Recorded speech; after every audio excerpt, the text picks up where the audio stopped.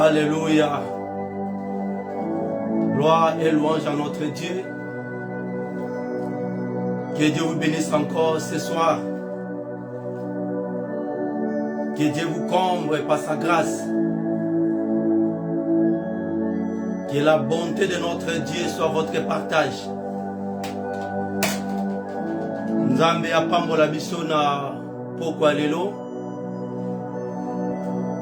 Akumisama na ye oyo apesaka biso makasi. Akumisama na ye oyo aza ko renouveler bonté na ye chaque matin pour nous. Akumisama na ye mobali na libala. Yende mama mpongo. Yende ebandeli ya bomoi ya bato. Yende Yesu Masia. Nzambe na biso, Nzambe malamu. Abongi na lokumu pe na masanjoli. Nzambe oyo tokoki kotia elikia. Nzambe oyo atikaka basanto te. Nzambe oyo abombaka biso. Nous sommes encore là sur notre poste du devoir. Comme le prophète Job disait, le sort d'un homme, c'est comme d'un soldat.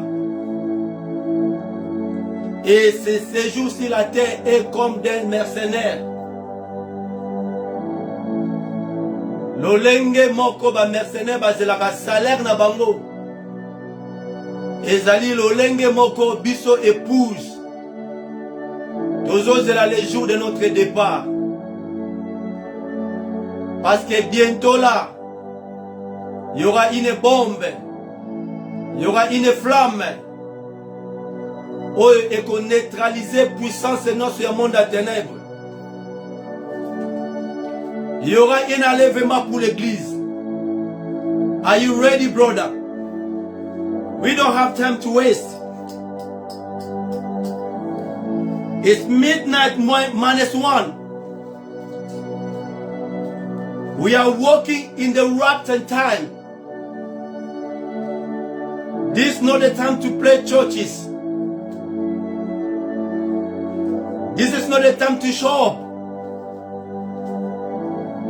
This is the right time. God is looking for the reborn again Christian. Because we are going very soon. Soon and very soon. We are going to see the King. We are going to see the Creator. Oh, mobali na libala. Comme les poètes chantaient. Mobali oto yemba. Moto oto gumamela. Moto oto monela pasi. Et ce jour-là, tout le monde est face à face.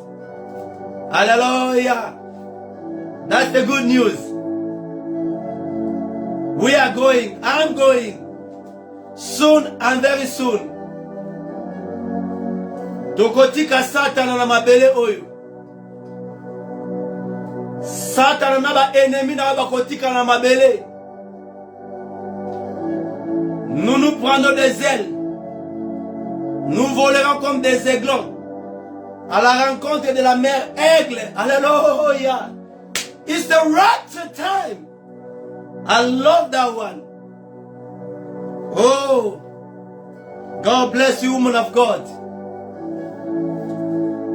Notre chantre de Mingongo, Vicky Zola, que Deus tabetoa. Tonito pambola Nzambe. Nzambe wala musio na tongwa lelo. Nzambe oya renouveler bonté na ye na kati ya bomoi na yo. Nzambe oya kopesa biso opportunité de mettre encore nos vies en ordre. Do not forget, we are living in the rapture time. Bientôt ça sera le départ soudain de l'épouse. Are you ready? Are you ready? I'm talking to you, brother. Are you ready? I'm talking to you, sister. Are you ready? This is not a time to play. We are going to see the kings. The King of Glory. Nzamba kumba manaye. Nzamba netula manaye. Azali nzambe malamu.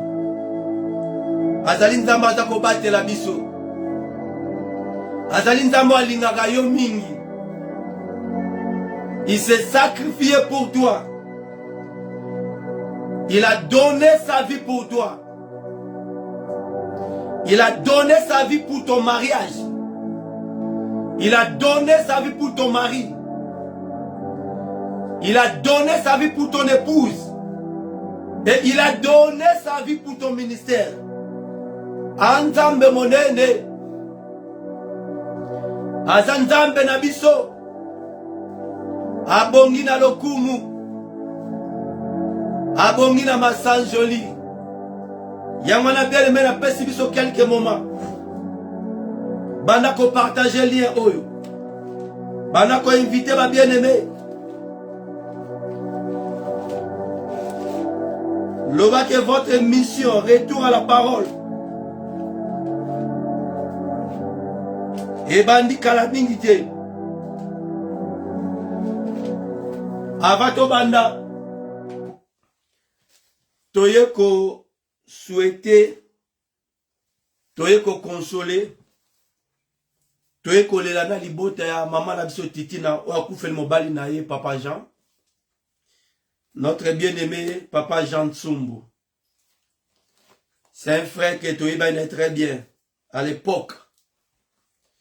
Je me souviens encore à l'époque quand on a eu la guitare.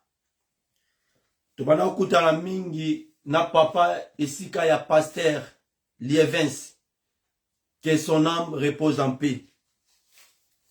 Tu vas écouter na papa Jean à l'époque où on a eu komona. Et à chaque fois, quand tu vas écouter il y a pasteur Lievens. Tu vas partager mingi maloba nzambe. C'est un frère ou alingaka liloba. C'est un frère ou azali vraiment un homme de prière.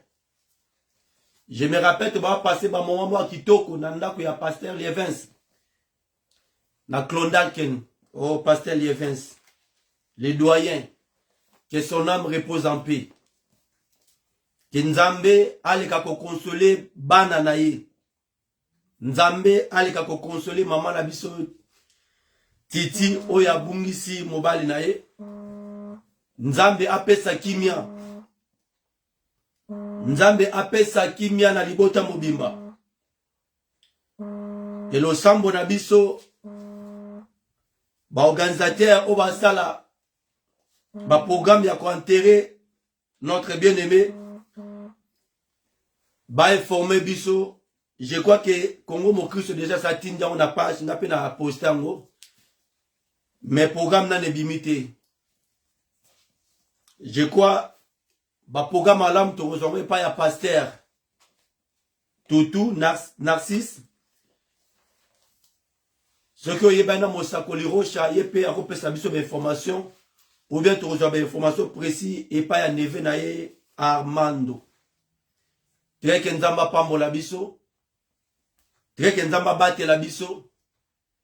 Keke nzamba simba mitema. Nzambe aleka ko consoler libota oyo. Oui, bungisi papa Jean.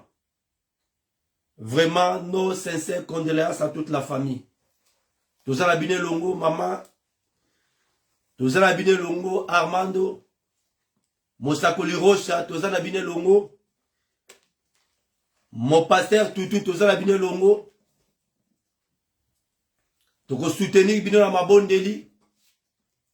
Je vois toko zalawana tango boko présenter biso ba programme ya enterrement ya papa Jean.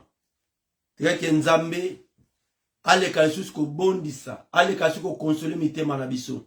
Ale akopesa kimia na famille o babungisi papa, ba o babungisi mwana, ba o babungisi oncle, Oba bungisi yaya. Dike ke nzambe vraiment. Alega ko simba mitema. Nzambe pesa kimia. Na kati ya mabota na biso. Ndenge totera toujours. Que l'un de ces jours. Tokotika mabele oyo. Yangwana mon frère. Ezalango na litomba mokote. Ozala orgueil na mokili oyo. Ezalango na litomba te. Ke ozala na ba conflit na batu. Ekozala likama soko tiki mabele oyo oyamba Yesu te. Ekozala pe likama soki otiki mabele oyo na ba conflit na ba nyongo ya batu. Ekozala mabe mingi soko kufi ozala ba ennemi partout. Parce que je ne crois pas que mouto a koufi na ba problème ya batu okende lola. Yamato luka kimia na bato nyonso. Ça par tous les moyens au se libérer, au fouta ba nyongo ya batu, c'est-à-dire longwa na monde ya ba conflit. Kolinga kozana ba conflit na batu te.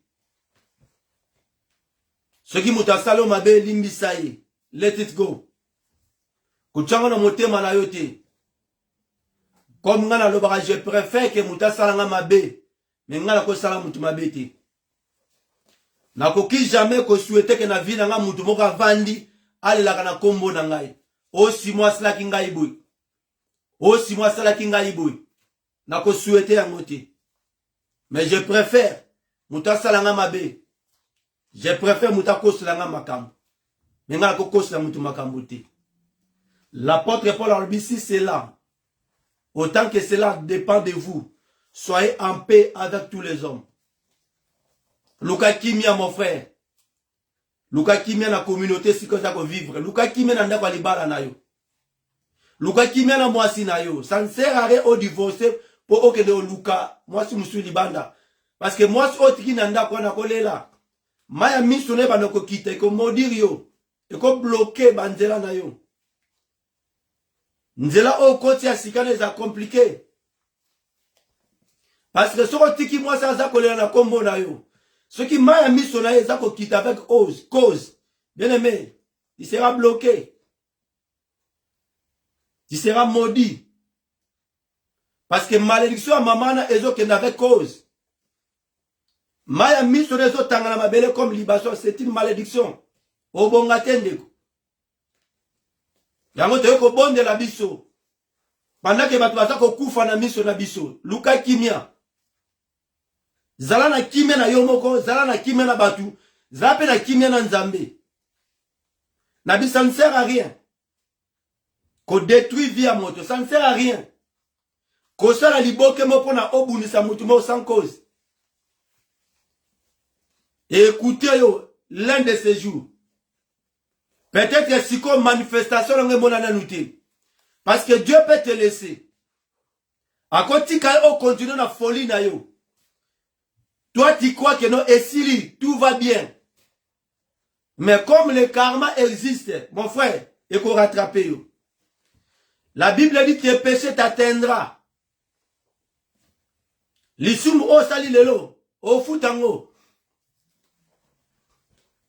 Masumu nos otozo sala siko, to futango. Ata obombi yango. Ata oza parmi la majorité. Ata mokilimo betelo maboko. Mais soki makambo o sali eza en norme tena malobala nzambe. La Bible dit tes péchés t'atteindra. Lisumu oko te bunga kala mupepe. Non. Tout se paye ici-bas.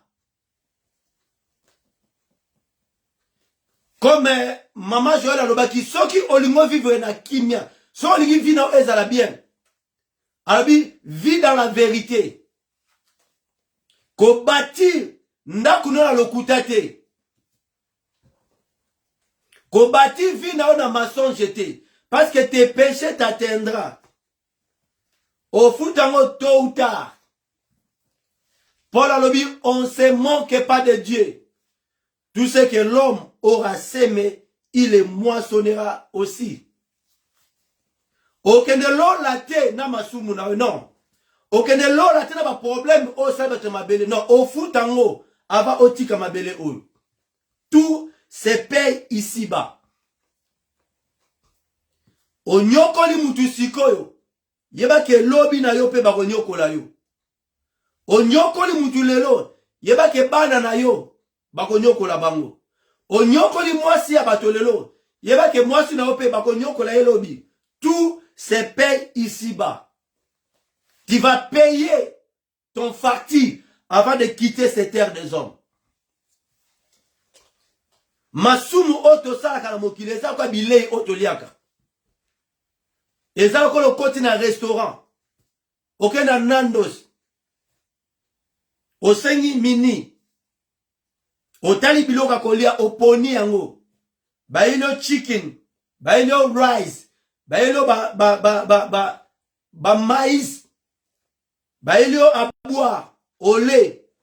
Tango silisi. Avant obima. Na porte ya restaurant na. Il faut foutre la facture na yo. Okoki kobima bongo te sa o payer facture na yo.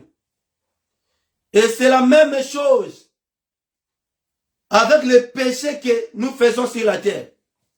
Tu ne peux pas quitter la terre sans payer votre facture.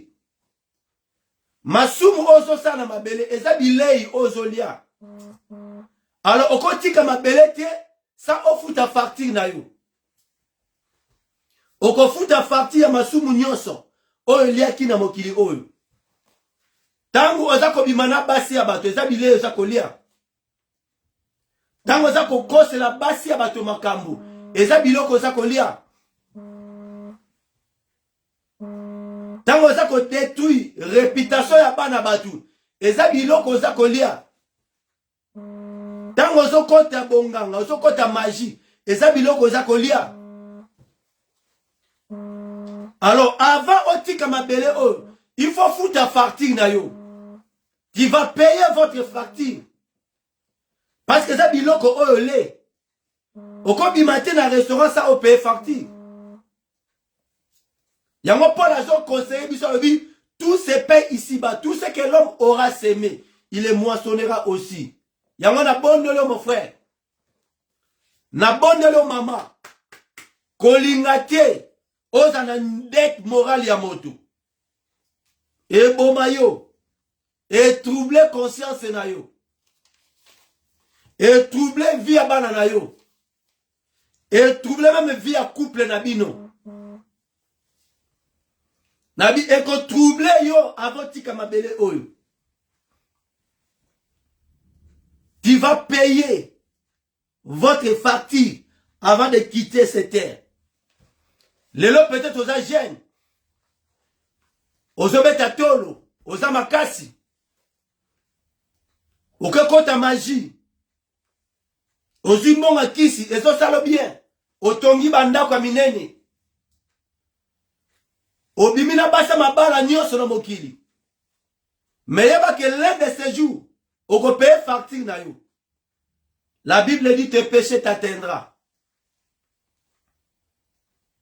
Tes péchés t'atteindra.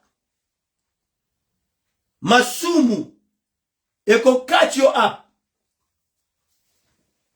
Alors tous les mensonges, ozo sala lelo. Et qu'on rattrape yo. Et ça qu'on la flèche bande kolanda yo. Parce que vérité ça ratetu. Tokoki koko sa mokili mobimba. Mais toko sera jamais conscience na biso. Tangu tozonga kananda, tangu tozaka biso moko.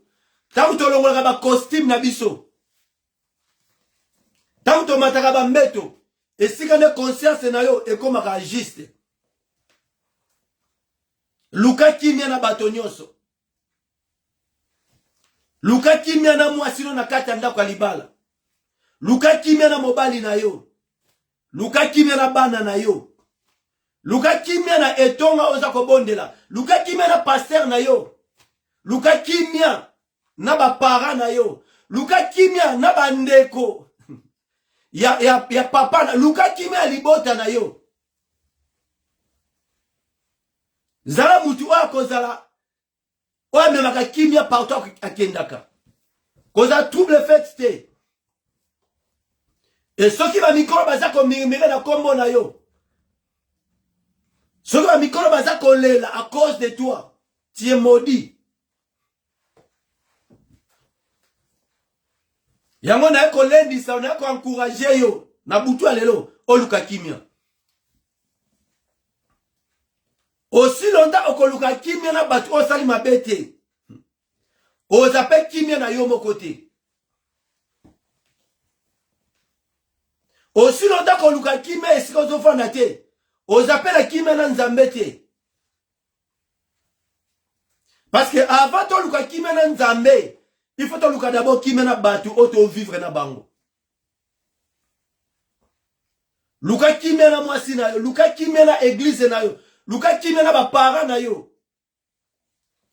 Luka kimia na bandeko na yo. Paul a dit, autant que cela dépend de vous, soyez en paix avec tous les hommes.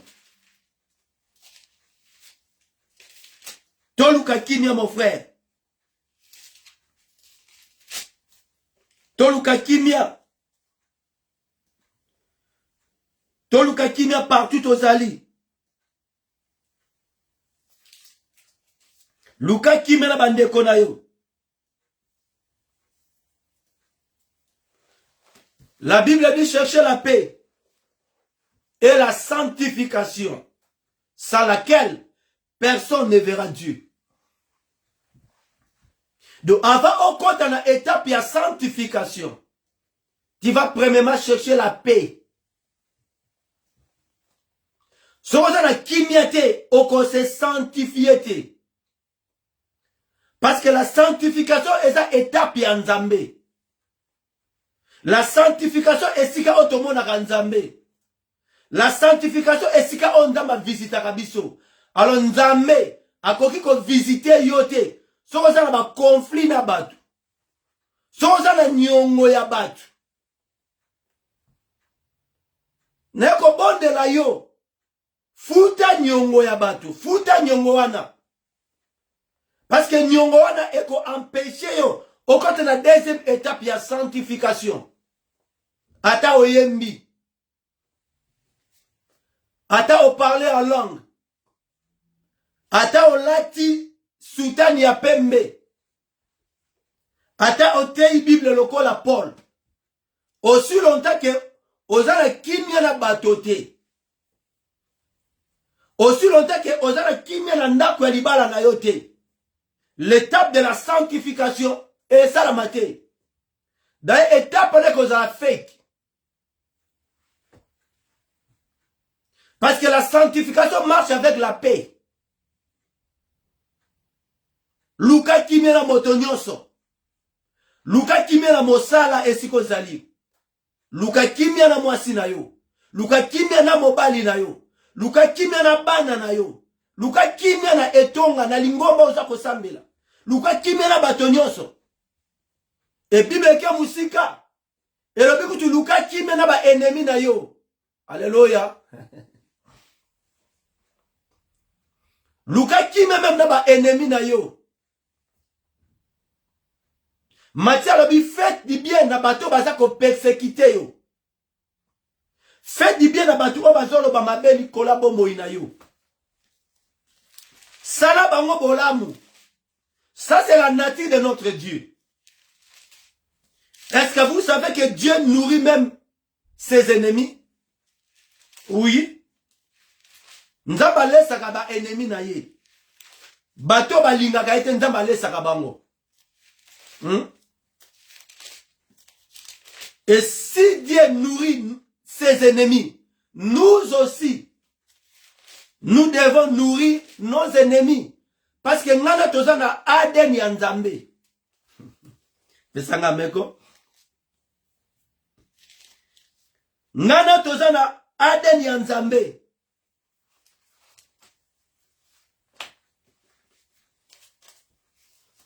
Donc mutu asali o mabe olobi merci au pambolier. Muta koseli mo no makambu olobi merci au pambolier leki. Parce que nous sommes les fils de Dieu. Nous sommes à l'image de Dieu. Dieu nous a créés à son image. Dans cette image, il y a Satan. Quand on parle de l'image de Dieu, on parle de l'homme spirituel. Tu n'as pas l'homme physique. Non.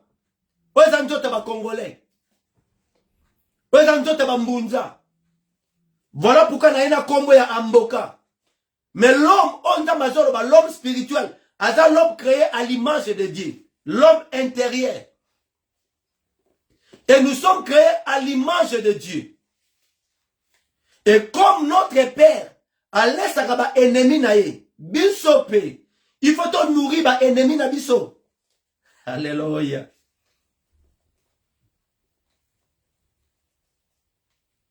Donc, mutu asali yo mabe, yo sali malam. Mutu abude yo kangelo kanda. Kendo pesa imbote, shalom. Que Dieu vous bénisse. Parce que Dieu salue même ses ennemis. Nzamba solo anaba ennemi nae. Boyebi histoire ya Job te. Nzamba zo so ana Satan. Et mutamana conversation zaki nzambe. Atuni Satan outi wapi. Mais yo koma okima. So moni muto kimi. O comme si bata ennemi na yo. Alléluia. Mais God help. Oh, j'aime les retours à la parole.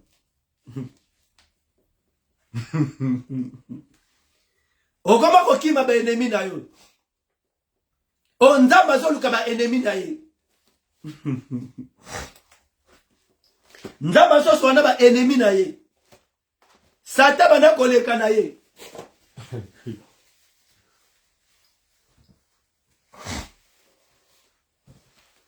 Satan bana koleka na ye. Nzambe mutabandi li solo. A-t-il remarqué mon serviteur Job?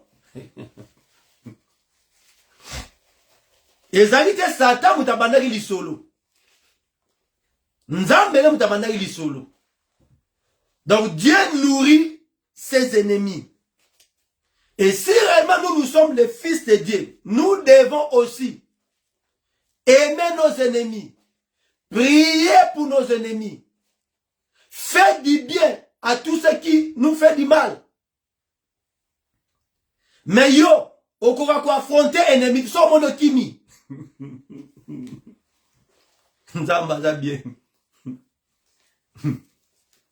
Donc celui qui nous a créés, il nourrit ses ennemis.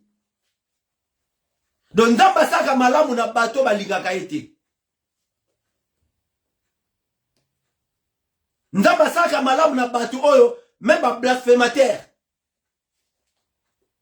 Yango mona ate que non batamabe ba umela kamina mokili. Oh.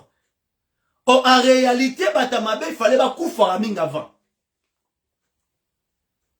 Mais chose étrange, bato banyoko la kabiso ba umela kebele. Yango nous ne prions pas pour la mort de nos ennemis.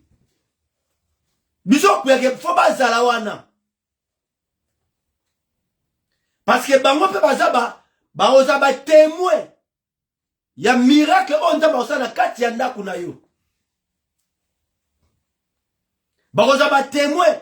Il y a bolamu ya nzambe akosa na kati ya bomo na pe ba kotato la nzambe que non. Oui. Soki nzamba zalaka. Moi je crois parce que mutu wana Mama wana, ba problème à l'écanango. Ah non, non, non, non. Soki nzambe te, ne mutola sa kufa. Nzamba lesa ka ba ennemi na ye. E ba ennemi ba umelaka. Tala mo santo, lokola Yesu. Tango yaki na mabele. Est-ce que umelaki? Azaka 33 ans. Après Kenaï. Bisoko Batamabe, le Kolangaï, n'a dépassé déjà 33 ans. Mais hier, sur mon santo, 3 fois 7, Ayen Nzoto, 33 ans, à Kei. Batamalamu, Baou, mais la Kalamabelete. Mais batamabe, ne ba ou me la longtemps. Nzamba garda ba on ma belé pour un bit. Yama mo moito ko mabango ezate. On peut beau prier. Mais tous les critiques moroté, on permettre ce beau mabango. Au moins que Nzamba permettre. Ceux qui pendent comme ils pendent donc bloc. Pour la mosala na Nzambe. Nzamba ozala choate. Alongolo na nzela. Na biso comme ils pendent libaku. Na nzela ya mission ya Nzambe. Nzamba ozala choate ko longolo na mabele. Oh, totangango. Et ça dans l'Ancien Testament. Myriam. Non, Corée Datan. Bah Myriam. Bah il faut s'élever contre Moïse. Bah télémélier, Yonani. Comment ogoya na moi c'est étranger na cannabis. Ozomo na loko yoko Nzambe. Obabosa na ke Nzambe époque wana azaki na nzoto ya Moïse. Parce que dans l'Ancien Testament, Dieu parlait à son peuple à travers les prophètes. Dans l'Ancien Testament, le Saint-Esprit est Dans l'Ancien Testament, il faut m'osakole à l'oba. Mais là, nous sommes au temps de la grâce. Le son est ouvert. Molimo ekiti. Ezola tabanzo tonyoso. Basi, tomibali nabana. Mais à l'époque là, Molimo ezalaka na Moïse. Parce que Moïse n'aime pas son Nzambe. Donc, batelebeli Moïse. Nzamba siliki. Abina Moïse. Kabwana na bango. Nazo boma bango. Nazo fonga mabele. Et englouti bango. Moïse a ko intercéder. Non Nzambe tika bango. Nzamba yokeli Moïse. Atiki bango pour après à la barre bango. Alors moi bango na chemin. Soki okomi libaku na mission ya Nzambe. Nzamba ozala choate. Soki okomi libaku lokola Jonas. Nzamba ozala choate. Ako permettre batu na boîte ba boako na mai. Et soki bolingo na Nzambe zela likolo na yo, a permettre baleni wana azongisa yo na mboka o Nzamba tia yo. Pesa amen. Parce qu'il y a un endroit où Nzamba place biso. Il y a une position où Dieu t'a donné avant la fondation du monde. Il n'y a rien à fabriquer sur la terre. Et il n'y a rien à modifier. La Bible dit les pas de Jésus sont ordonnés par l'Éternel. Donc Nzambe ne mutata musarabiso. Nzambe ne mutu ayebi esikane malamu to okoma. Yene mutako positionner yo. Abi ako établi biso na mboka. Donc pour tout ce qui concerne l'établissement de nos vies, il n'y a rien à modifier. Tout a été préordonné avant la fondation du monde. Papa Jean a tiki biso lelo. Lelo sa journée nae. L'année passée, papa Bruno a tika kibiso. Ezaki ane nae. Tokoufeli papa, pasteur Zéphéré, Tobumisi, maman Mélanie. Il y a beaucoup de saints au Batiki Bissou. Tango na bango e kokaki. Ata toko pesa ba raison, non. O moni soko zalaka wana. O maladi o soko pesa ke kisava ni ngobika, non. So nda ba décider à décider. Et tant que bana nzambe, toko ko kanisaka mabete. Ce n'est pas chrétien. Mais je sais que c'est africain. Motomoi no soki mutakufi amitu nakaba question. Baleye. Nana sali eboy, mobali nemta sali eboy. Mwasi na ye, bana na ye. Eza makila na biso. Mais un chrétien, oaza affermi, oa ebi lo bana nzambe, alobaka amen. Parce que nzambe ne mutapesaka. Nzambe pa kozwa na tana ye. Tangu nzambe ay kozwa biloko a Job, atuna permission Job te. Atili satale, a détruit nyos. Nabana. Omoni ke bana otoza na bango lelo. Ezaka bana ya nzambe za bana ote. Parce que soki nzambe alingi a décider a récupérer bango.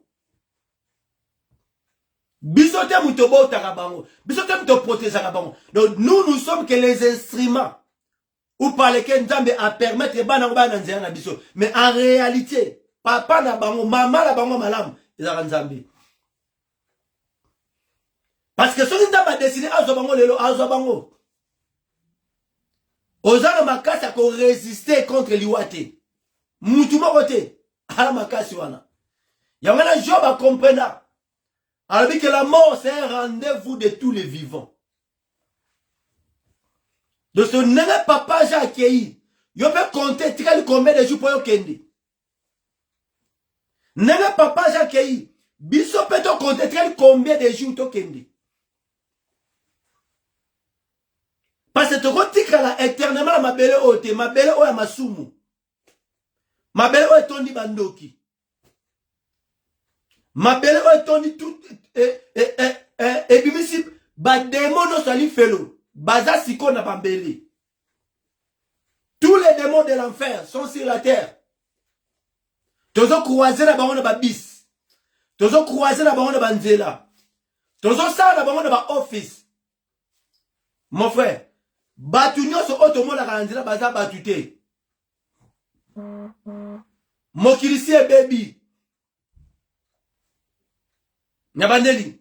Batu nyoso otosala ka bango na ba bureau, baza batute. Ne sont pas des hommes normaux. Il y a des démons en chair humaine. Il y a un moment où tano e koki kende. Mais avant okende ndenge nini. Motema na yo eza ndenge nini.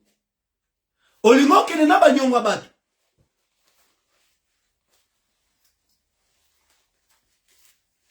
Olingo kufa na masumu. Parce que il n'y a pas de salut en dehors de la tombe. Donc après la tombe, il n'y a pas de salut. Il n'y a pas de salut en dehors de Jésus. Ce qu'on koufi libanda na Yesu, auquel il fait l'eau. Ce qu'on koufi de l'eau, libanda ya Yesu. C'est-à-dire, en dehors, il y a ma commis, auquel il fait l'eau.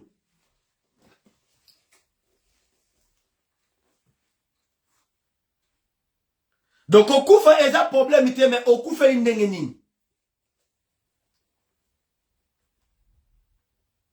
Motema na eza connecté na nani. So motema na eza connecté na nzambe. Tango kokufa nzambe wana. Aomema na liola. Mais so motema na yo eza connecté na biloko mokili. Ah bien aimé. Okende sika motema no ba kotinda okende. Yango na ko bonde la biso la butu lelo.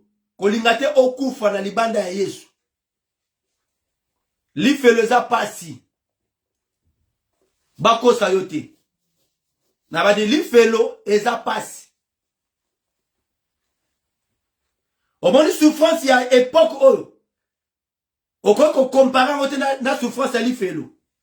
Li felo eza pasi.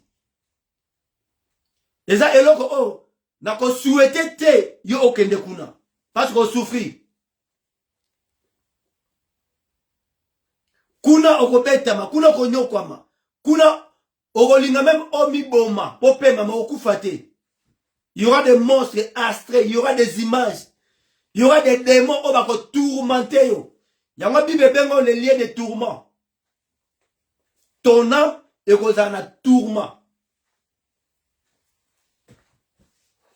Et si ce qui est soit yé lelo, ou bien peut-être lelo liwa et zuyo, okende wapi. Talaka abo moino lelo, ce qui est soit yé lelo. Quel est le bétami? Son et aux alanis. Ce qu'on confie lelo, toi ne vas pas que ton âme repose en paix? Non. Ton âme ne sera jamais en paix. Quand tu meurs en dehors de Christ, ton âme ne sera jamais en paix. Aucun allié, il y a tourment. Parce que Esaïe lobby, il n'y a point de repos pour les méchants. Ainsi dit l'Éternel. Il n'y a pas de paix. Au maté. Bible lobby, Esaïe lié à tourment. Ton âme sera tourmentée. Au coup faté, tu vas attendre le dernier jour, le jour du jugement. Alors, tant qu'on coup est écobiste, tant qu'on coup comme un sorcier, un magicien, amnayo, et les ton âme sera tourmenté. Parce que premièrement, oluka ki kimia na nzambete, oluka kimia na batote, oluka kimia na ba voisin te. Alors sort na ezali li felo. Yango pour la lobby de rechercher la paix et la sanctification. Avant que oluka kimia na nzambe, il faut que oluka kimia na batu oza komona. Okoki jamais koluka kimena nzambe o mona kate o ignorer bateau zo mona. Ozo tuka mama mokaza kolela. Obima mabe nandako ba para na yo. Ba para no baza kolela, ba lakela yo mabe, ba betelo makolo. O a troublemaker. Ata okomi mosakoli, ata za kote ya Bible. Aussi longtemps que oluka kimena ba para na yo, te yo pa ozana kimia te. Et le jour de ta mort, ok, il fait. Mais comme Nzambazaga bien, okoki jamais kotika mabele oh, ça offre ta facture à ma soum au sala. Pour la lobby, tout ce que l'homme aura sémé, il les moissonnera aussi. Ma sœur, comme tu me matin, ceux qui battent salomabe. Mon frère, comme tu me matin, ceux qui battent détruire réputation na yo. Ceux qui détruit l'image na yo. Ceux qui détruit sans cause, comme tu m'as maté. Préférez que tu es à la bonne que yo. Oza à la base, il y a souffrance, il y a maman moko. Oza à la base, il y a souffrance, il y a papa moko. Oza à la base, il y a souffrance, il y a pasteur moko. À cause na yo, peut-être, maman n'a la rassou bien té. À cause na yo, peut-être, pasteur na côté à l'hôpital. Qu'on souhaitant te na vie na yo. Parce que tout ce que l'homme aura sémé au Bukayango. Toza kotambola vers mikolo ya suka. Oza mikolo ko bongisa ba vie na biso. Eza batanga ko sokola bilamba. Ko changer ba costume, longola costume à orgueil. Ça ne sert à rien qu'on ça semblant, ne loko eza ya yote kati na yo. Si ça ne tient pas, demande la délivrance. Parce que toza kotambola mikola mabe. Ça c'est le jour du départ de l'église. C'est l'heure de l'enlèvement. Je vois que l'église fait en alerte. Bible lobi toyebi mokolote toyipe ngongate. Mais tu mi lenge là. Soko yelinga lelo na biten God. Na keko pema. Ndenge ndongo pola lobi. Vivre pour moi, c'est Christ. Mourir, c'est un gain. Parce que nous autres, ouais, maladie, il faut être détruite. Nous autres, souffrance, nous autres, passe, nous autres, humiliation. Ata au matin de nous autres, eko humilié yo. Ba o ba koufi lelo. Déjà humiliation. Ba o ba beli lelo. Est-ce ba beta sous tolo. Lelo zo beta tolo parce que zo na pema. Ozo beta tolo parce que zo tambola. Même ko malade ko zoyo. Oko quand même ko la te ba costume wana te ola ta kamala. Oko même ko la te ba chaussure wana cher wana te. Même talon o la taka. Oko su ko la tangote. Il y aura un jour au lemba. Avec Nzoto à Masumu. Un jour, Nzoto est qu'on ridiculise yo. To pesa mitema na biso pa Yesu. To za la sincère na Nzambe. Paul a lobby. Aussi longtemps que tant que cela dépend de vous, soyez en paix. N'ayako bon de la biso to luka kimia partout tozali.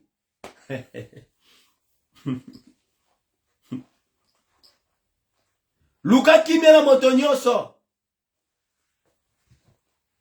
Zonga na mboka esiko vanda. Kende luka kimia. Zonga na Allemagne, zonga na Belgique, zonga na Hollande. Kende luka kimia. Peut-être il y avait des gens au réclamant, déclarant maloba ma belle kolabombo inayo. Oh, la Bible dit la malédiction sans cause n'a pas d'effet. Mais ceux qui malédiction est avec cause, au fout dans tôt ou tard. Et l'autre on se tolo na kana coucou. Do fout en public. Tes péchés t'atteindra.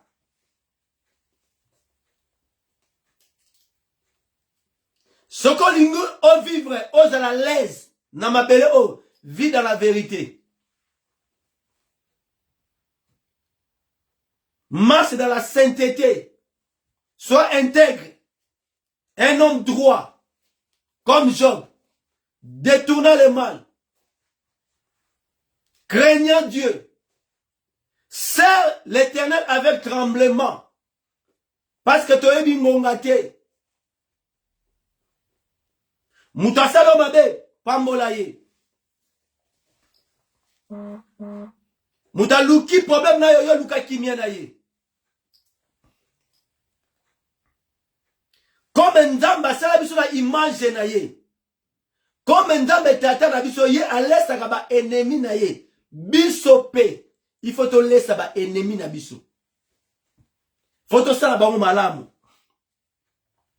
Faut to pesa ba mo mbote. Quand la Bible est dans Matthieu, 5,44, la Bible dit, mais moi, on retourne dans 43.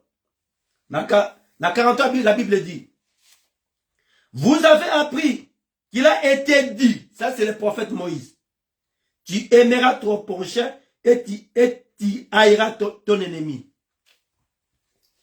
Wow. Oye, ça qui me dit que Moïse, œil pour œil, dent pour dent. Au sali nga boy nga pe na sali boy. Au sali mo na nga boy nga pe na sali mo na no boy. Alléluia. On dit va mo na nzambe de. Œil pour œil, dent pour dent. Au sali mo na nga boy nga pe na sali mo na no boy. Au sali mobile na nga boy nga pe na sali mobile na yo boy. Au sali mo na nga boy nga pe na sali mobile na yo boy. Moi na boy. Au pessinga mbotete, n'a pas de personne mbotete. Ça c'était les pharisiens. Nibe kwa Moïse. Au lobby m'avait pour n'a personne mbotete. Écoute ce que le frère lobby. Vous avez appris qu'il a été dit, tu aimeras ton prochain et tu haïras ton ennemi. Écoute maintenant les maîtres qui parlent, l'absolu, les créateurs du ciel et de la terre. Jésus notre Dieu a répondu, mais moi je vous dis, aimez vos ennemis, bénissez ceux qui vous maudissent, et faites du bien à ceux qui vous haïssent, et priez pour ceux qui vous maltraitent et qui vous persécutent. Mon dit loi chanté, hein? Tolongé na loi, to comme la grâce. Dans la grâce, nous nous nourrissons nos ennemis. Nzamba pambola bango. Moto o akausi lingomba, nzamba pambola ye. Moto liko détruit akasia, nzamba pambola ye. Moto a construit makamu, nzamba pambola ye. C'est ce que le frère Moïse a lobby. Il y a moi Jésus a qu'on répété. Sous l'inspiration. Yes, à lobby. Toi, toujours dans thème, l'inspiration, c'est le monde de Dieu. Il est écrit dans la loi de Moïse, tu aimeras ton prochain et tu haïras ton ennemi. Mais quand l'inspiration vient, Jésus répliqua, mais moi je vous dis, aimez vos ennemis, bénissez ceux qui vous maudissent, faites du bien à ceux qui vous haïssent et priez pour ceux qui vous maltraitent et qui vous persécutent. Dieu nourrit ses ennemis, nous aussi. Nous devons nourrir nos ennemis. Cet homme-là, cette femme-là, celui qui a détruit ma vie, celui qui a détruit la réputation de mes enfants, celui qui a menti. Moïse a lobby, ça c'est la loi. Parce qu'on est dans le monde d'inspiration toujours. Le prophète Moïse a lobby, tu aimeras ton prochain et tu haïras ton ennemi. Et maintenant, quand l'inspiration vient, alléluia, elle est très différente. Et quand l'inspiration est hier, mais moi je vous dis, aimez vos ennemis. Bénissez ceux qui vous maudissent. Faites du bien à ceux qui vous haïssent. Et priez pour ceux qui vous maltraitent et vous persécutent. Ici, c'est le maître qui parle. Dans la grâce. Ici, c'est le maître qui parle. Donc, Dieu que nous servons, il nourrit ses ennemis. Est-ce qu'on va mettre? La Bible dit, il fait lever le soleil sur les méchants et sur les justes. Ce qui m'a ébimi, biso ba santu tolobi, gloire à Dieu. Ba sorcier, oh on a fino kingo na butu, ba on a dit gloire à Dieu. Ce qui moulungele qui makasi, mvula ebeti, biso ba nanda beto glorifier, oh que ton nom soit béni. Bando qui peut balobi, gloire à Dieu. Donc il fait lever le soleil sur les justes et les méchants. Donc Nzambe oto sambela alesaka. Ba ennemi naye. Alors nous aussi, comme nous sommes créés à l'image de notre Père, nous devons aussi nourrir nos ennemis. Écoute ce qu'Alobi na 45. Afin que vous soyez les fils de votre Père qui est dans les cieux. Allô? Donc, si nous sommes semblables à notre Père qui est dans les cieux, nous devons bénir nos ennemis. Aimer nos ennemis. D'ailleurs, l'homme de Dieu, Papa Nono, Zama Pambola. Si je dis que non, j'aime Papa Nono, il est au moins grave, parce que je sais que Papa Nono même, si on dit que non, j'aime Maman José, il est au moins grave, parce que Maman José a l'inganga. Donc, si on a l'ingé, c'est normal. Si on a l'ingé passé César, problème est zate. Si on a l'ingé Maman Paola, problème est zate. Si on a l'ingé passé Alexis, problème est zate. Cela dit que la bois de Mars à Manchester. Pour moi, c'est parce que bois de Mars à Lingangaï. Mais Bible lobby, tout l'ingasiko bateau va se persécuter biso. Donc, la personne à aimer, c'est la personne où elle est prêt à détruire. Au moment où moutou à l'attaquer wana, où il y a le poison pour koufa. Yesu, sous l'inspiration, abi moutou autre kolinga wana. C'est dire, hein? Ça, c'est le retour à la parole.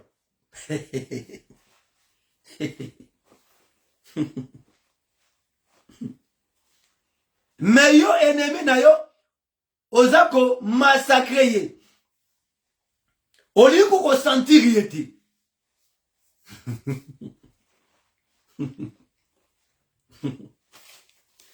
Oli même ko kombo na été. Mais Bible lobi, la personne à aimer, c'est la personne où azali ready. Ya obomayo. Donc ça dit muto abi que non, si on a coûté na papa Simon Obo, si on a coûté na papa non na ko sala e mabe. La Bible nous recommande. Tolinga batouana. C'est l'évangile. Au niveau de nous devons appliquer la loi de Christ. Écoute ce que le a commencé. A dit, afin que vous soyez le fils de votre père. Ça dit, ce qui olingi ennemi na yote. Ozali fils ya tata na bisote. Na habité image na nous a créé. Na 46 a dit, si vous aimez ceux qui vous aiment, quelle récompense méritez-vous? Les publicains n'agissent-ils pas de même? Et si vous saluez seulement vos frères, que faites-vous d'extraordinaire? Les païens n'agissent-ils pas de même? Écoute la 48. Abi, soyez donc parfaits comme votre Père céleste est parfait. Ici maintenant, on parle de la perfection. Yamana Paul a ramassé ma commis oyo. Abi rechercher la paix et la sanctification. Donc premièrement, oyo koluka kimia ba ennemi na yo.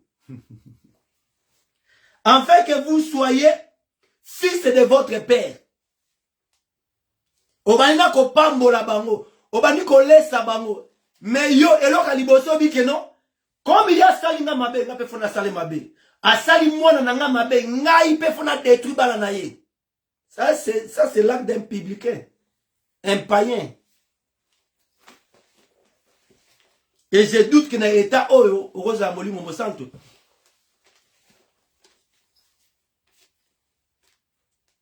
Parce que Moïse m'a lobby, œil pour œil, dent pour dent.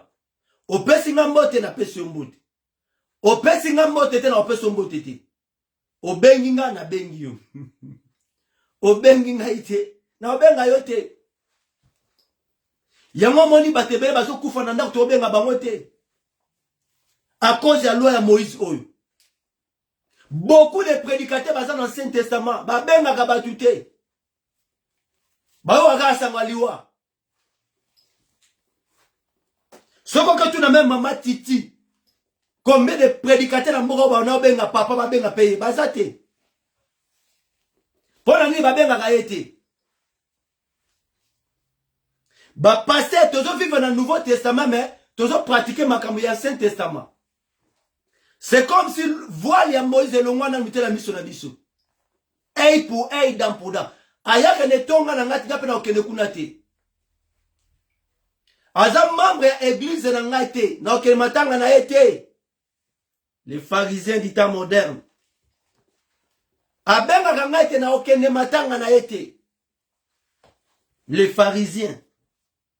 Bazo pratiquer l'Ancien Testament. Parce que Moïse a dit, tu aimeras ton prochain et tu haïras ton ennemi. Jusqu'aujourd'hui, voilà Moïse Zani Nabaon.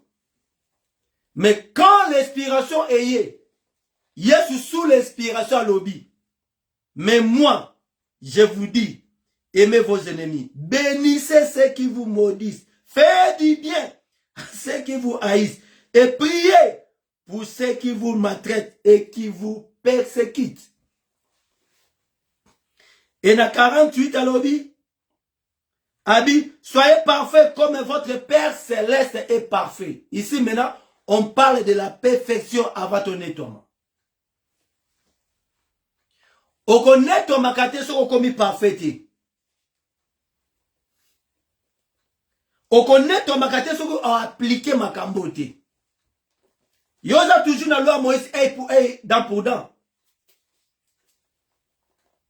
Oloti ke la nzambe abundelo bitumba. Yo lingo bunda bitumba yo moko. Asali mwana nanga mabe ngai pe na kozongisa. Quel démon, quel esprit démoniaque.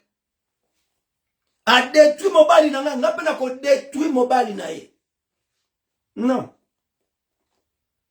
Nzamba bi motasalo mabe wana pambola ye.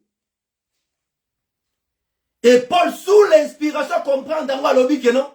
Tango zo sa malamu na mutu asalo mabe, otande makala moto na mutu na ye. Alléluia. J'aime le retour à la parole.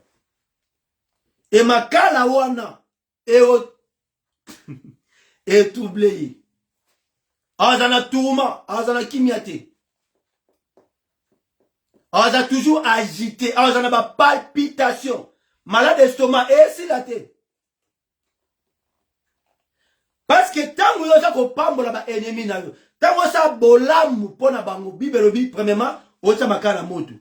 Et puis deuxièmement la Bible dit à moi la vengeance et à moi la rétribution. Dans le moment où on va du calme, la Bible dit gardez le silence. Et moi, et l'Éternel combattra pour vous. Nzambe andi ko bundela yo. Abani ko bundela bana na yo. Ko banga te ato tikali yomboko. Tikala yomboko na Yesu. Parce que moto o azana Yesu aza majorité. Kola na bitulu kute. Bitulu kuna bango kola na ngote bakoza 10 000. Yo sa yomboko. Mais ce que c'est la vérité à l'iloba. Restez avec la parole. Restez avec tout. Et toi avec Christ, vous êtes la majorité. Bako bundi saka me bako longa yote. Bako ça par tous les moyens. Ba nuire vie na yo, ba détruire réputation na, ba détruire ministère, ba détruire vie à libala na bino. Mais bako longa te parce que nzambe a moment na tango wana aza ko bundela yo. C'est le retour à la parole. Nabiko banga bitulu kuna bangote. Bitulu kuna basali bako panzana. Parce que vérité dans la tête. Lokuta est censé ouf. Bata bitulu ku bayambiango ba former bitulu kuna bango. Mais yo tikala yo moko na vérité. Et Bible lobi tes péchés t'atteindra. Vérité est encore une flèche. Et Yolanda yo. Et quoi atteindre yo. Attends qu'en Australie. Attends qu'en Sydney. Vérité est la tête. Et quoi atteindre yo. En faisant ainsi, vous serez parfaits comme votre Père céleste est parfait. Et tant comme une étape où il y a perfection, et ça étape où l'église est lignée et nettoiement. Il y a un peu de sans la sanctification, personne ne verra l'Éternel. D'autant que la dernière étape, comme on a Nzambe, ça dit église est nettoyée déjà. Mais avant église est nettoiement, il faut être parfait comme notre Père céleste azali parfait. Et dans 40 à l'objet, soyez fils de votre Père. Yesu akoya kozwa bana na ye. Aya kozwa lingomba o ezali ready. Et akoya kozwa lingomba o ezali ba conflit. Akoya kozwa lingomba o etonda na bosoto te. Akoya kozwa lingomba oyo ebongisami. O ezali boule. Là où le Saint-Esprit est mataka, pe ekitaka na chair ya motei. Na chair o ba impidik ba matakate. Na chair o ba ndoki ba matakate. Soyez donc parfaits, comme votre Père céleste est parfait.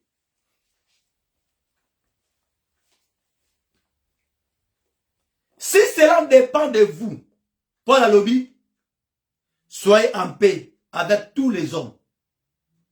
Paul a lobby, non, il n'a pas dit ça. Habito luka kimia na moto nyonso.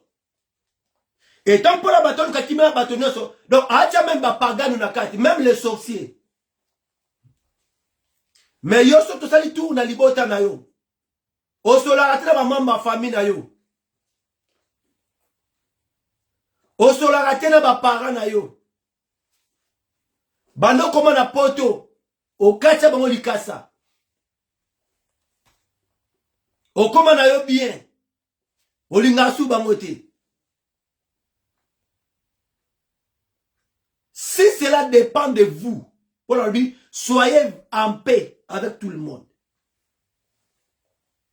Na bato basalo bolam. Zana kimia na bango. Na bato bazo tuka yo, o bazo salo mabe wana. Continuez kozana kimia na bango. Frère, kimia esungaka. Kimia eko prolonger vie na yo na mabele.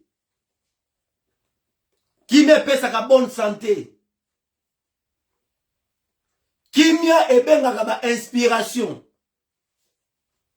Kimia permetaka banje na nzambe bakita na ndako na yo. Kimia pesaka inspiration. Luka kimia na moto nyonso. Luka kimia même na ba ennemi na yo. Écoute ce que frère Mathieu lobi, Jésus lobi. Alobi, mais moi, je vous dis, aimez vos ennemis. Vous voyez?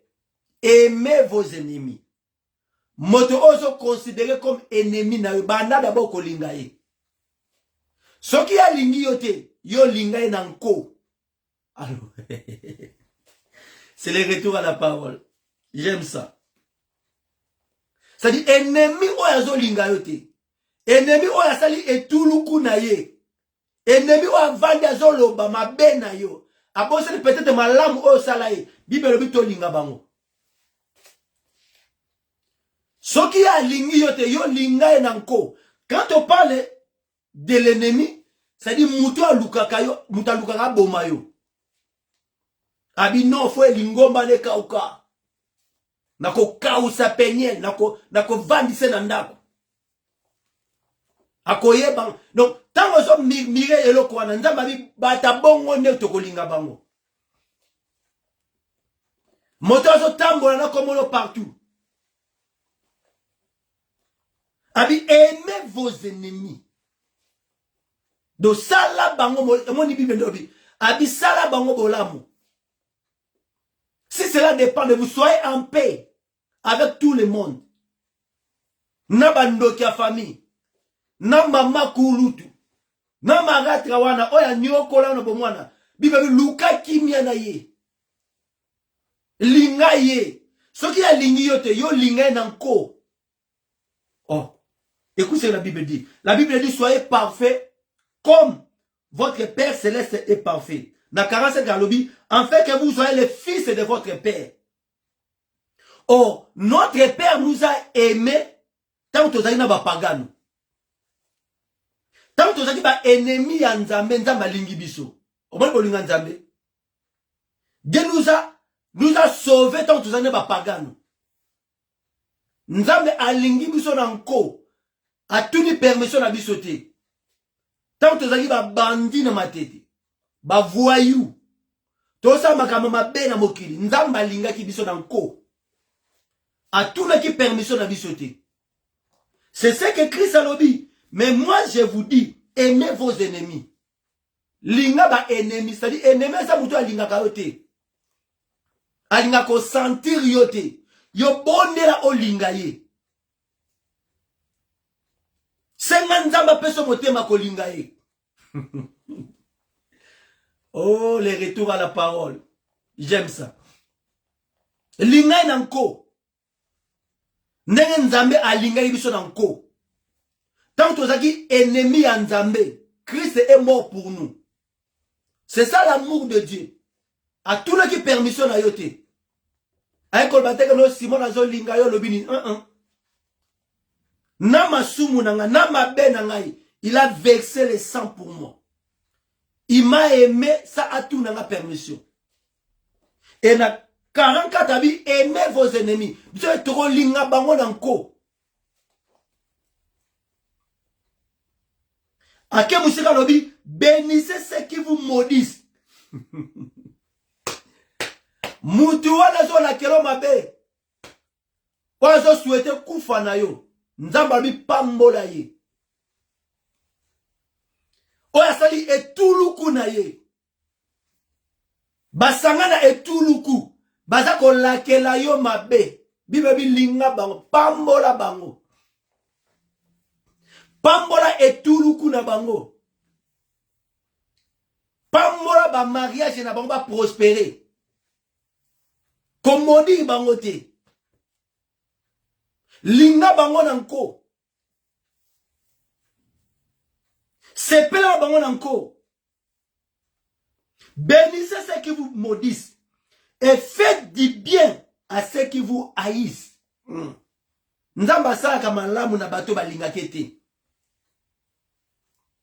Bato bazo linga yote na biba o basali etuluku na bango. Bangwa nzami. Basali ba réunion pour détruire ton influence. La Bible dit, faites du bien.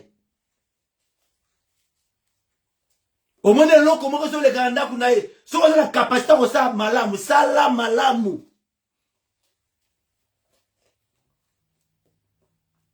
Parce que ce qu'on sait à côté, aux images à tataté. Enfin que vous soyez les fils de votre Père, qui est dans le ciel, car il fait lever son soleil sur le méchant et sur les bons. Il fait pleuvoir sur les justes et les injustes. Donc pour avoir l'image de Dieu, nous devons bénir ceux qui nous haïssent. Nous devons aimer nos ennemis, bénir ceux qui nous maudissent et faites du bien à ceux qui nous haïssent.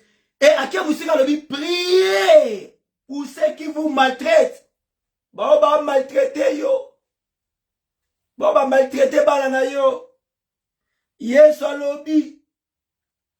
Tout ça, tout bon de la pona bango. Zo moma bon de la pona mobali wana. Bon de la pona mondimi wana. Also détruit influence église. Aza âme.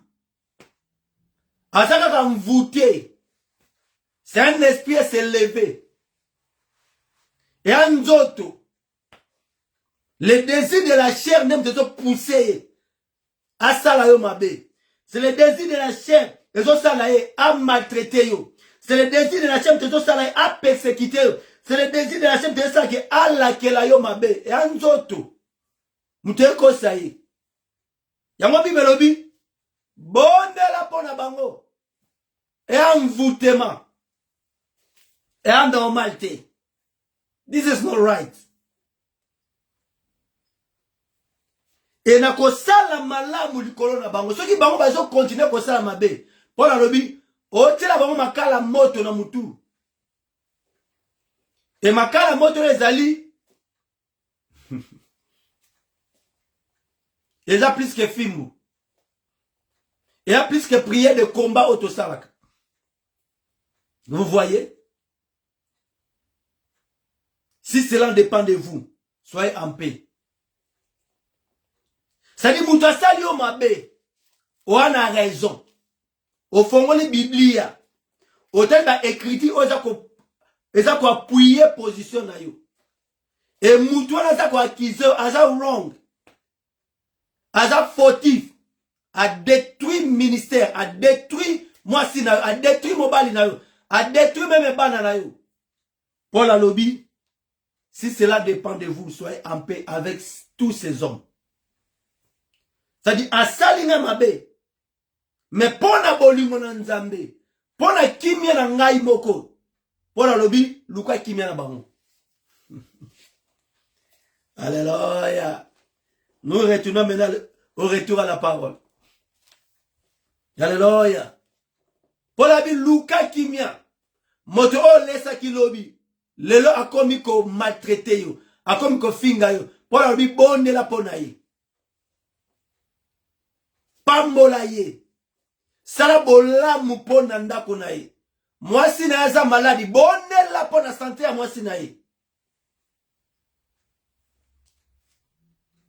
Mwasi na yaza problème ya santé. Kota jeune.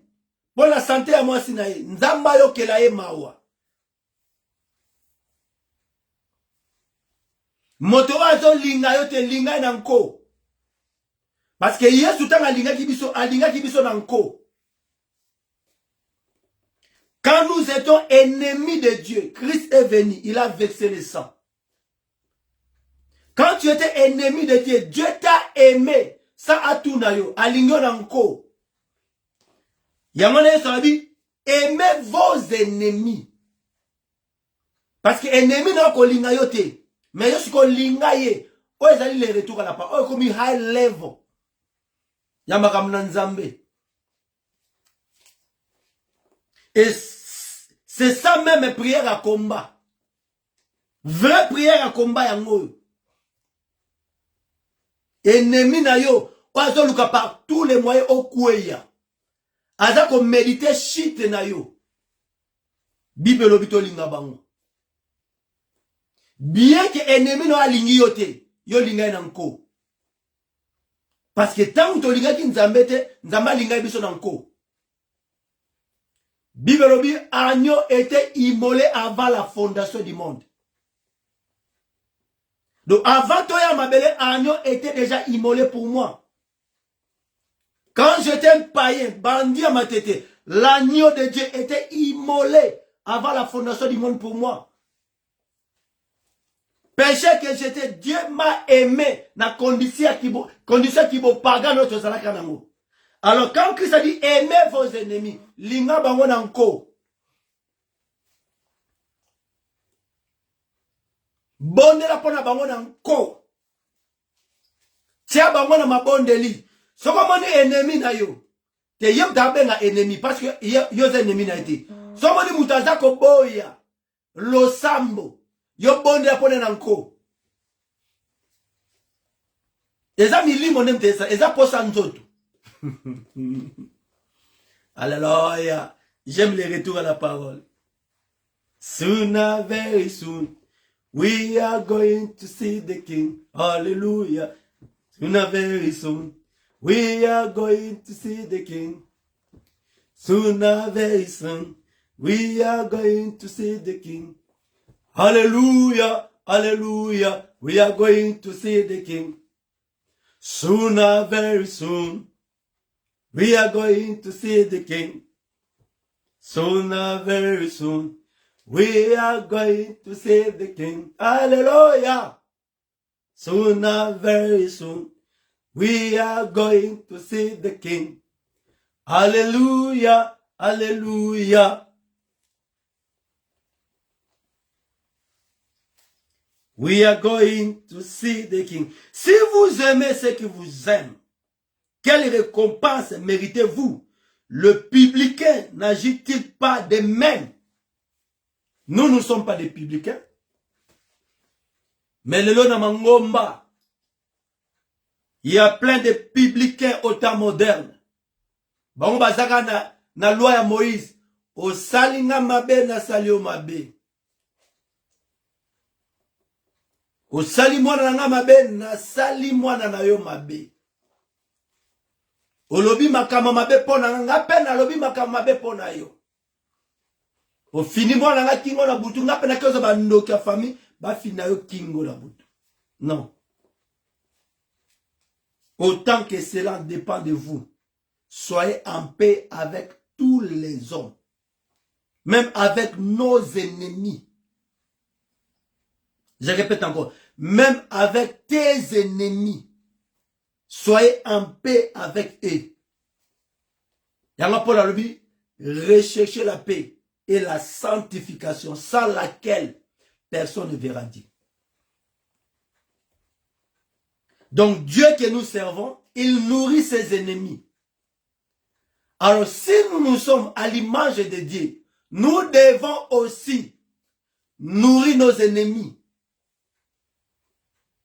Moutasali mabe, yo sali bolam ponaye. Écoute ce que la Bible dit. Abi, faites du bien à ceux qui vous haïssent et priez pour ceux qui vous maltraitent et qui vous persécutent. Les persécuteurs wana, luka kimia na bango. Bonde la pona bango. Faites du bien à leurs enfants. Comme maudit bana bangote. Comme maudit bana batote. C'est démoniaque. It's evil. C'est méchant. Et avec cette attitude, au moins en Zambie, et avec ces pratiques, ils ont prouvé que, aux amolimo dans Zambie, et puis des tiens sorciers. Aux abonnés inconscients. Parce que la voix de Moïse, et c'est le roi qui déjà. Kounezaki, tu aimeras ton prochain et tu haïras ton ennemi. Mais quand l'inspiration est venue, Christ a dit, moi, je vous dis, aimez vos ennemis et bénissez ceux qui vous maudissent. Et faites du bien à ceux qui vous haïssent et priez pour ceux qui vous maltraitent et qui vous persécutent. C'est le Créateur qui parle. Afin que vous soyez fils de votre Père. Donc, ce qu'on parle de l'ennemi, tu n'es pas le fils de notre Père. Ce qu'on dit ici, c'est que tu es la fille ou le fils de Jezabel. Très colérique. Méchant. Mote Mali Kendi. Afin que vous soyez fils de votre Père qui est dans le ciel. Il y a un Père, Papa God, the Creator, Wabishima, Nzambi Munene.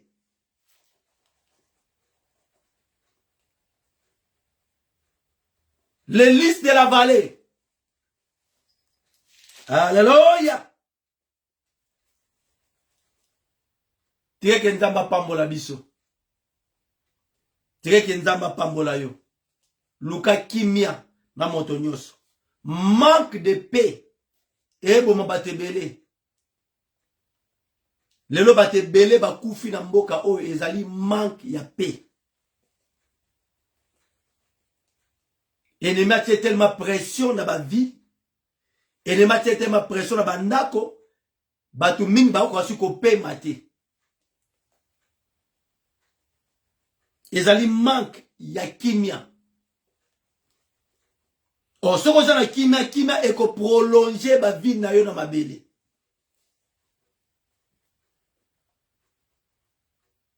Kimia oyo salobi, eza kimia oyo kana nzela molimo mo santo. Mais kimia mo okozwango tango ozoluka kimia na batu ozo komona. Parce que la paix verticale est égale à la paix horizontale. La paix verticale c'est le Créateur. C'est la paix entre l'homme et Dieu. Mais la paix horizontale, c'est la paix entre les hommes, entre les frères et les sœurs. Alors tu ne peux pas monter en haut sans commencer par la paix horizontale.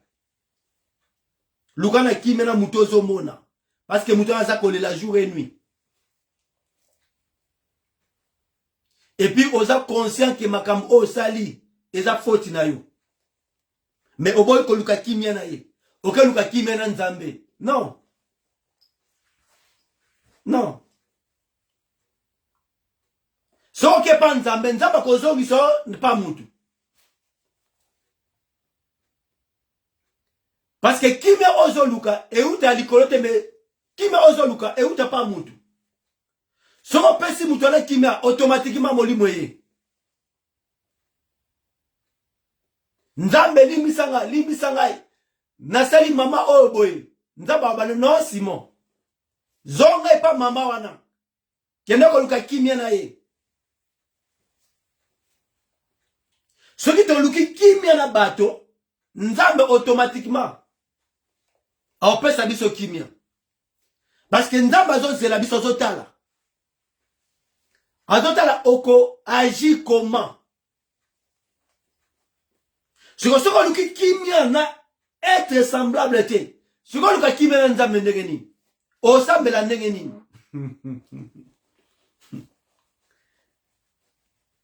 Otumbela Nzambe mbeka ndenge nini? Parce que devant Dieu, oa motomboki.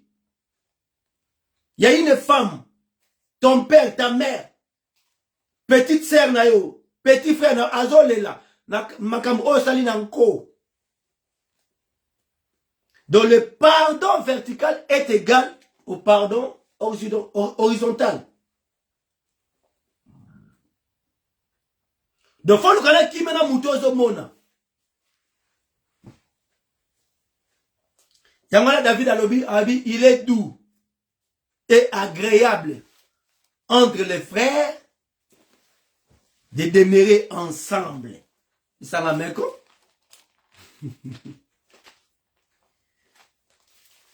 Il est doux et agréable entre les frères de demeurer ensemble. Maintenant, si toi, tu ne demeures pas ensemble avec tes bien-aimés, comment Nzambe le boko na Nzambe et quoi qu'on touche you? Oh, God help.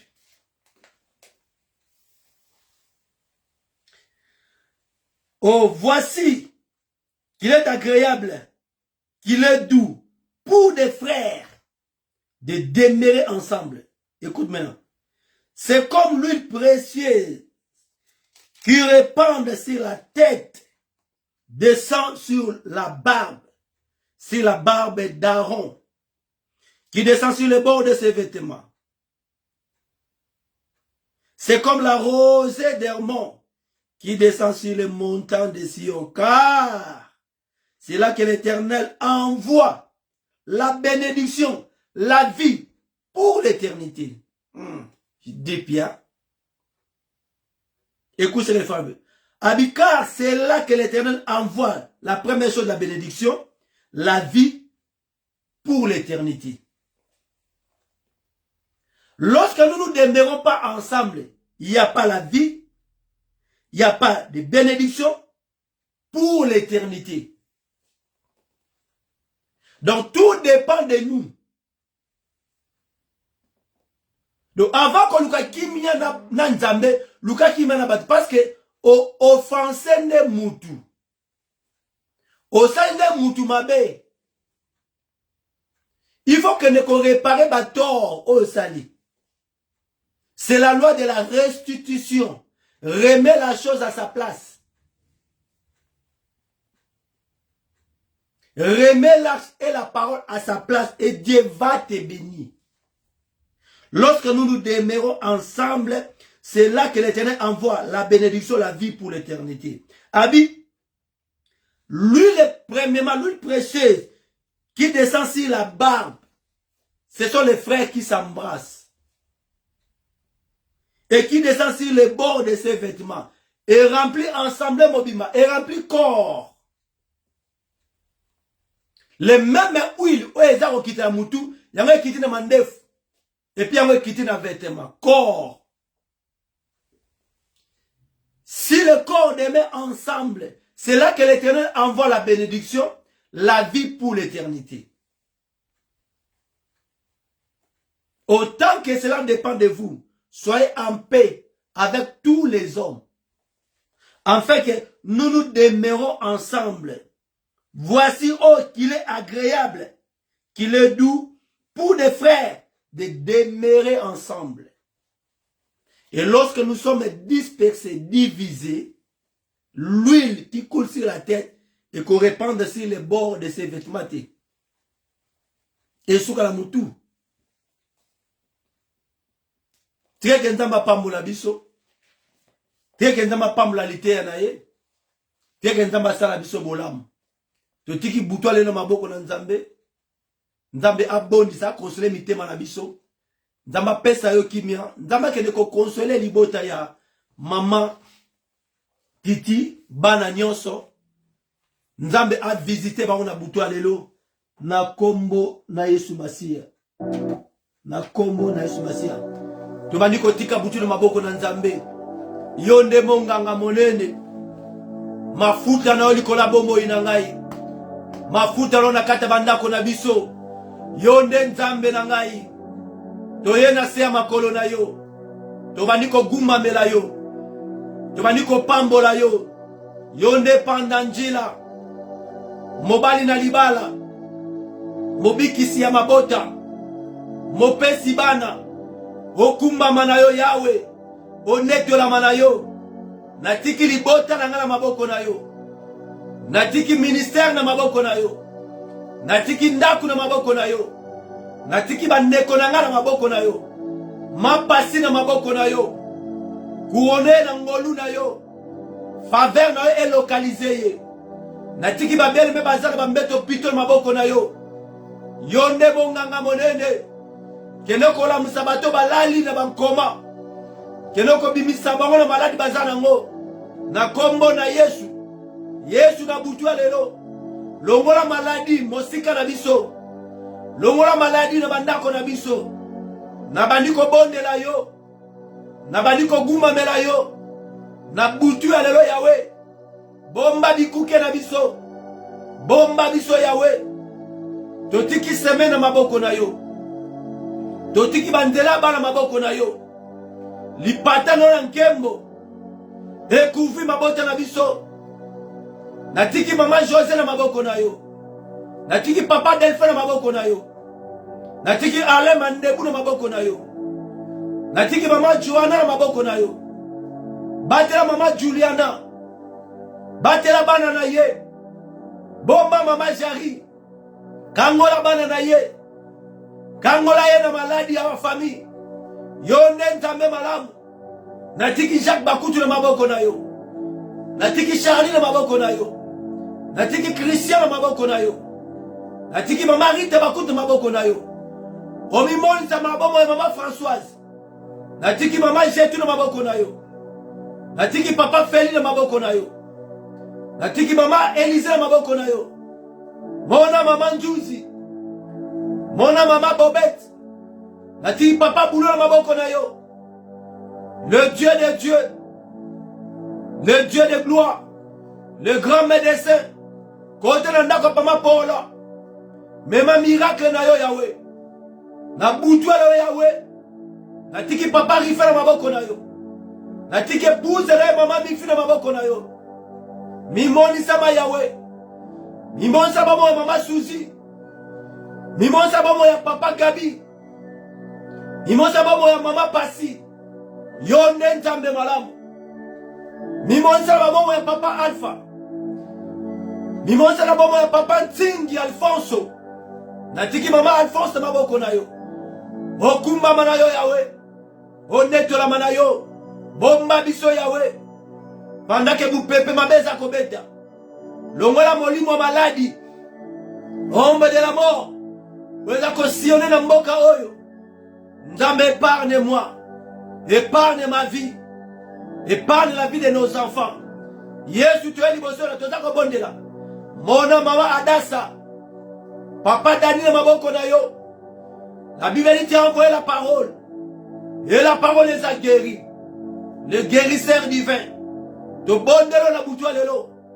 Nzambe sala. Mimoni sema na banjela na biso. Confonde banguna na biso. Confonde bato bazako bunisa biso sans cause. Confonde moto nyonso Yahweh. Bazako bunisa biso sans écriture. Yesu toye liboso na yo. Papa na loa na butwa lelo. Omimoni sama Yahweh. Omimoni sa kosi na Yuda. Na kombo na Yesu Masia. Na kombo na Yesu Masia. To bengani Satana. To buki milimo mabe. Milimo kindumba. Milimo kindoki. To bengani yango. Mosika bandako na biso. Au nom puissant de Jésus. Au nom puissant de Jésus. Na kombo na Yesu Masia. Na kombo na Yesu Masia. Na kombo na Yesu Masia. Na kombo na Yesu Masia. Ndetolobi. Amen. Amen. Amen. Nzambe apambola biso. Nzamba apambola mabota na biso. Butu alelo mwanze na Yahweh ayako visiter. Ayako visiter bana na biso. Nzamba boma moto na yo. A protéger contre bato mabe. A protéger ndako na yo. A protéger surtout mariage na yo. Telemela milimo mabe. Bengana demo wana divorce. Kata chaîne wana zako kangona makolo. Yokisa molimo ya divorce soni. Bengana yango. Kanga hémorragie oyo. Oza kwa mvute libota. Bengana molimo ya kindumba.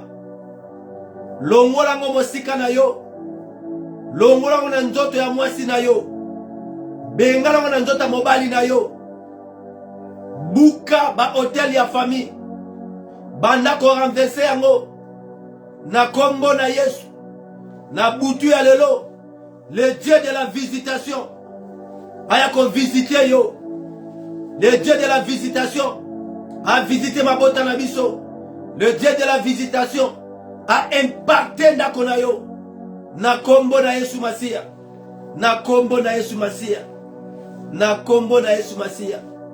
Ndetolobi. Amen. Amen. Amen. Nzamba pambola biso. Voilà tokutani à la prochaine. Shalom. Bye bye.